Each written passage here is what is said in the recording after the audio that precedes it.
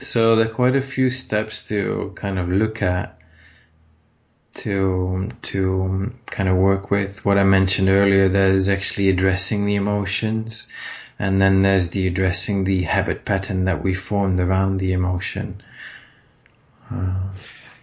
So thank you. Roland, I just so love talking with you. The piece that struck me as you were talking was the what I want doesn't matter, that usually is an underlying thought in the mind of the person who has been abused, raped, or otherwise lost control of a situation. And the what I want doesn't matter, I try to address by creating a menu of options during the therapeutic process that allow them to choose which of the do you want to do voice dialogue today? Would you like to just talk about, I kind of tend to push people away from talking about the past and toward talking about the present and the future. Right. But the opportunity to, do you really need to let go of some of this today? What would you like to do today from this menu? Right. And that sense of, oh, what I want does matter. For this person, I'm probably projecting some sort of something onto, and that gives a sort of sense there.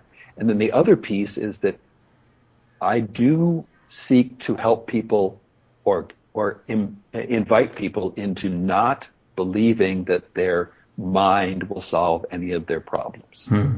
Okay. That there's an egoless wisdom that only can be found through the body awareness. Right. And as we both were just saying, the body has these deep, deep, deep memories, and all the issues are indeed in the tissues somewhere. And the example I would offer is I have been playing with myself in the following way. I took my garage door opener off the windshield visor and put it down by the console. And I'm noticing my daily experience as I approach the garage that the body reaches before I have had a thought. Right. For the control to be on the visor. And that body memory is really what's running so much of my life, Right. that I cannot expect my mind, which is busy turning the wheel or deciding whether that person over there looks good, bad, or indifferent, has the ability to actually get me to break my habit. So I have to invite the body to shift in ways that are still, despite my life of working in this area, I want to use the word nefarious. It seems as though there's a conspiracy against my ability to affect my body's habits. And I am so far left with seeking a morning meditative request to the body to be different during the day, and a moment by moment awakening so that I am aware of its messages as opposed to just being a rider in the vehicle of my body's constant stream of old habitual messages. So I think that's relevant, and I would really love to hear if you know of ways to help better. Like I say, the breath is the one I fall back into all the time. If I exhale more often, if I am actually able to frequently exhale, I have some access. But do you have other ways that help access this body memory piece? Right. I mean, it depends a bit where you are in the moment. Sometimes it's good to be with the body, and sometimes when there's too activation, it's good to not be too much with the body. So it really depends on where you are in a given moment and what you can hold and contain. So say I'm the example again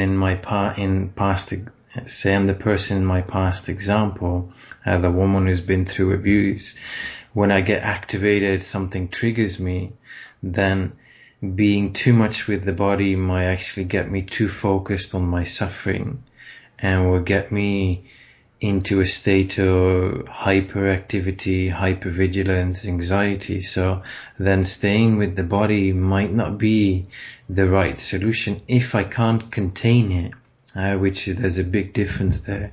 So in these instances, it would be good as a managing technique sometimes to just be physically very active to reduce a little bit the stress build up. Of course, there's a moment where you have to come back to the body, but when there's too much traumatic activation, the body isn't a safe place to be with. So then it's kind of indicative to go too quick, too close to the body. Now, that said, as a therapist, you work towards, at least me from a body-oriented direction, you work towards getting back into the body. The only difference is that you build up enough containment and holding to be with the body and its responses. So it's the constant, like again, coming back to the Buddha story, is finding the middle way as to not too much and not too little. And I use that in terminology as to not get too focused on your sensations, your responses, but also not to get pushed out of it. So neither rejecting nor accepting. Neither getting too focused on it nor getting pushed out of it. Neither drowning in the emotion nor running away from it.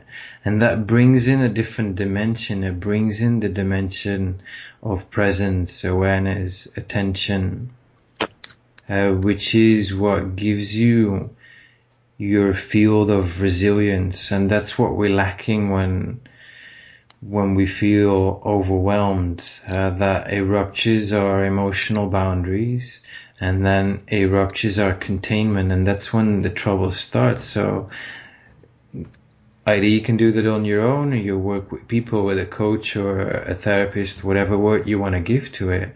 But the essence of work to me is to build up that resilience again, which means that you're able to be more present, to hold more of yourself.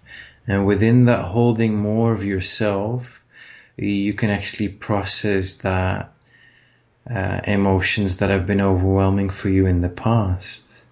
And the funny thing is, and the body is a great resource to do that, to slowly go back as you're exploring, as you're talking about what's bothering you or has been bothering you, to kind of, okay, as you're talking about that, where does it resonate with you in your body? And me, coming from a bodywork perspective, I can feel or see that very easily where people are with their attention. I can see subtle changes in their breath. I can see when they're in their head or when they're holding up their shoulders. There's a lot of body language that you can pick up quite quickly. And if you've been touching a lot of bodies with bodywork, you get a finesse, you get a sensitivity for that to pick that up. So that greatly helps, of course, too. Okay, I can see that your breath changes, or I can kind of feel or imagine that you're more in the solar plexus. Tell me what's happening for you as we're exploring this topic. So these they might be very simple, but sometimes the more simple, the more direct, the more effective they are. But again, coming back to containment, being able to hold, building up resilience, gives you more presence, takes you away from the story you tell yourself, which is always infused by guilt, blame, self-reproach, and all these other binding factors. And that bit by bit helps you to process those core emotions, which would be anger, sadness, or fear, or some form of that. And then, so the story, what happened, isn't so important. It's more the emotions and the relation to the body.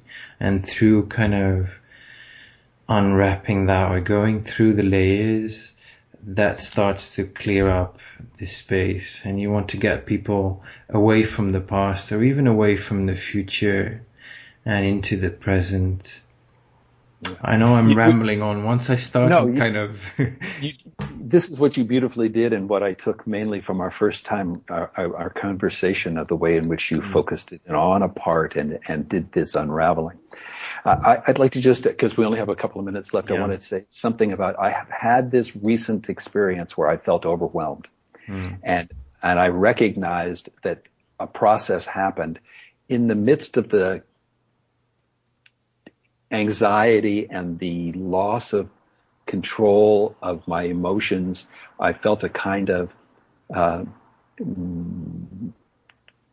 rapids. I was out of control. And the moment of breakthrough was when I remembered to exhale and pause. This exhale pause is like a magic trick to get the body's wisdom to come alive. So if you take that apart, what happens at that moment? The mind is so occupied on the survival instinct as I wait for the next breath that it breaks the pattern of the mind's story. The body becomes interested in survival enough that it breaks the chemical story that the body is now living through. And the time and space that occur between breaths is that place of, in yogic lore, a place of, that's where all the power really is. So suddenly I have set up all the right conditions for a chance for things to change. It is the vehicle of change. Then the weight now produces time. So now I have a sense of separation for a moment from all those things. And then when I take the breath, if I take it in any empowering way where it's full, I like to do it with the abdomen in so that it forces the breath up into the lungs.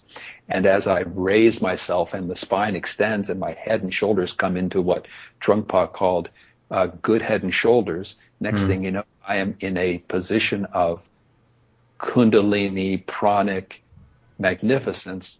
It breaks my story of victim perpetrator. It ends the small contractive being and starts to produce an expansive, I am vast enough to hold it all. And that leads to a kind of shift that then repeated slowly massages me out of whatever contractive overwhelm I was in, and allows me to have a sense of, now I can just dive right into the overwhelm, and like a wave on the beach, it doesn't topple me and spin me and take me out of control, but I can go through it, and that's the only solution, is to go through. Okay. Bless your beautiful heart, young man. We'll do this again, and I am so blessed by the conversation.